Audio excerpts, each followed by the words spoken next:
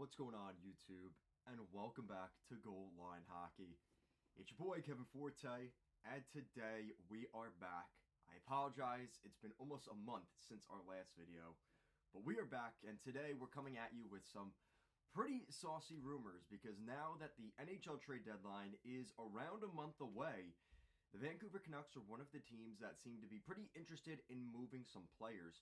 And the way that this year's deadline is looking, especially in the Eastern Conference, there's a lot of teams that still think they can make the playoffs. And even when you look in the West, there definitely seems to be more of a separation of the haves and the have-nots, but there is a lot of parity in the NHL for this 2025 playoff run. So looking in the East, looking in the West, just to give you an idea of kind of where we're at. So to put in perspective, we're going to look at the Metro because I think this is the most glaring example of this. So the New York Islanders have 45 points. They currently sit 8th in the Metropolitan Division with 45 points. Okay? The last wild card spot currently right now is held by the Ottawa Senators, who have 52 points. There's a 7-point gap between the final wild card seed and the 8th place New York Islanders. So just to put that in perspective, the amount of teams that are in between Ottawa and the Islanders, you have the Islanders, Rangers, Flyers, Penguins, Red Wings, Canadians, Senators, and Blue Jackets. You could throw the Blue Jackets in there as well. So technically, there's between 8 to 12 teams that are in a playoff spot or are fighting for a playoff spot right now in the Eastern Conference.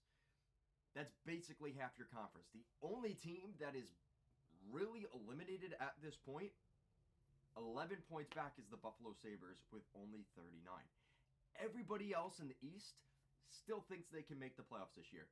And it's not like any of these teams are really teams that are like, yeah, you know what, next year will be the year. Because when you look at a lot of these teams, right, like the Rangers, this was supposed to be their year, so they're going for it. The Islanders and the Penguins, maybe on the twilight of their kind of better years, but they're still in there. The Flyers, Red Wings, Canadians, Senators, they're all going upward. They're trying to make their trajectory upward. Same thing with the Blue Jackets. So when you look at all these teams, they all think they have a shot this year. Now, a lot of teams are going to be disappointed, but there's a lot of room for teams to go for it. So how is this going to affect the trade deadline? That takes us back to our conversation about this whole situation around JT Miller. And what it comes down to is when you have a market like this, you don't have a lot of teams selling at the trade deadline, which creates a market of a lot of teams are vying for very few players that are available. So what does that mean?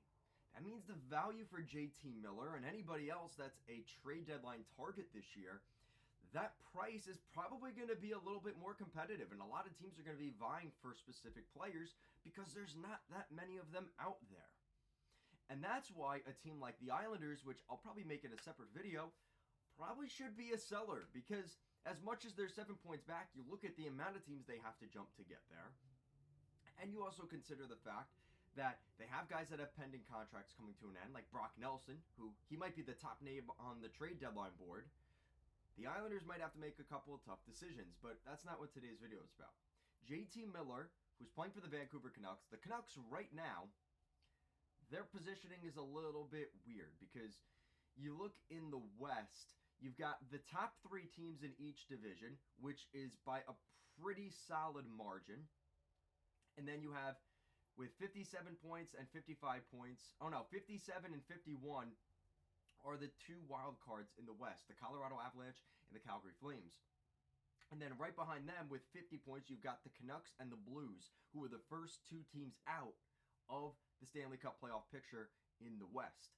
So, what direction do we see those teams go? I think that's going to be kind of an interesting thing to watch because the Blues are kind of on the rise. They're one of the teams that are trying to keep the momentum going, but they have a lot of younger talent that they're going to see into the future. Meanwhile, for the Canucks, you have JT Miller. You might be trading Elias Pettersson as well, which we'll probably make a separate video on that as well because we could go on an entire topic about that.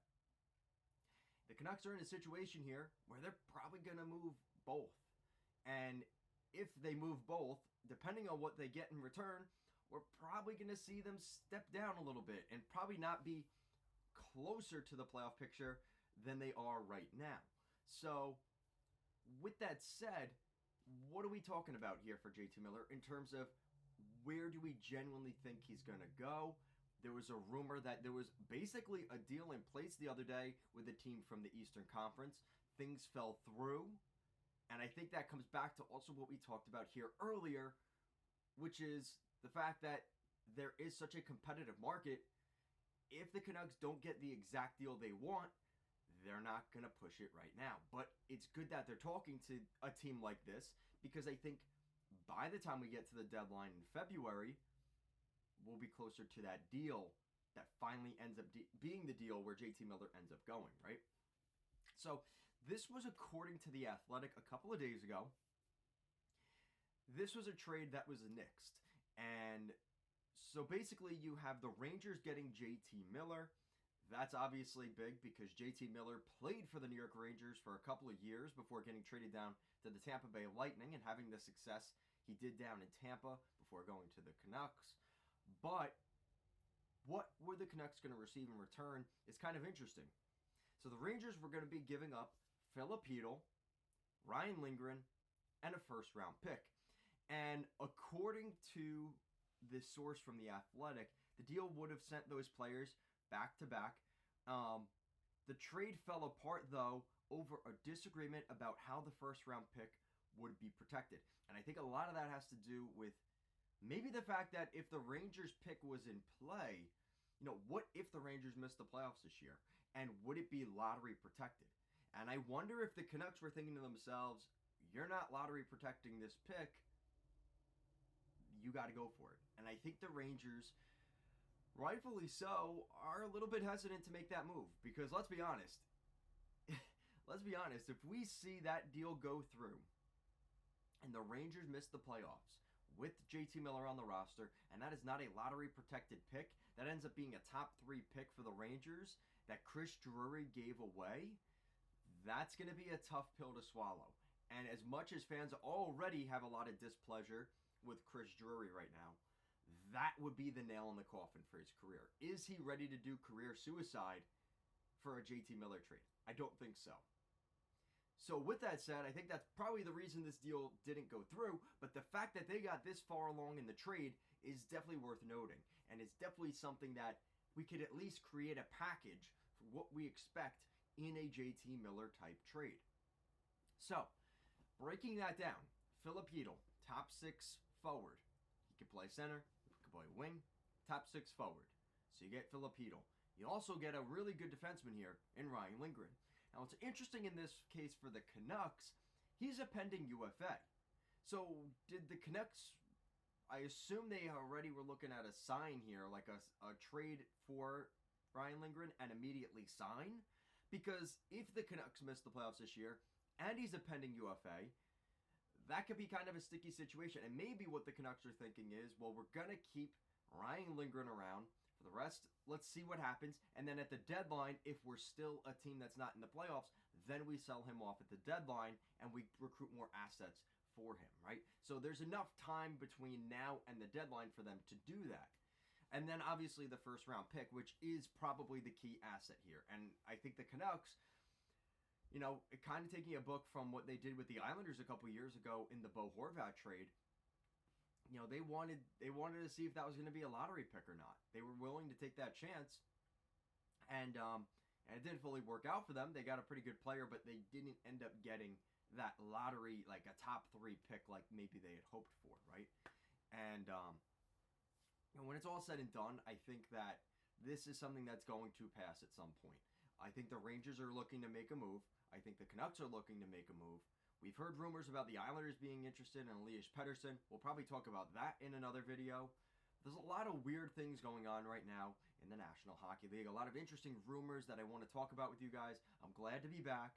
I appreciate you guys. If you're watching this video, if you've stuck around through some of the tough days, I really do appreciate it. I'm glad to be making content again on the channel. It's been a little while, I know, but I'm glad glad to be back. Hopefully you guys enjoyed this video as much as always.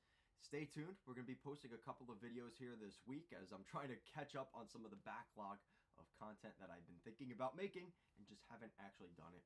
So I'll be doing that this week. Guys, as always, thank you so much for watching. Make sure to like, comment, share, and subscribe to the channel. As always, thank you so much for watching, and I'll see you again next time.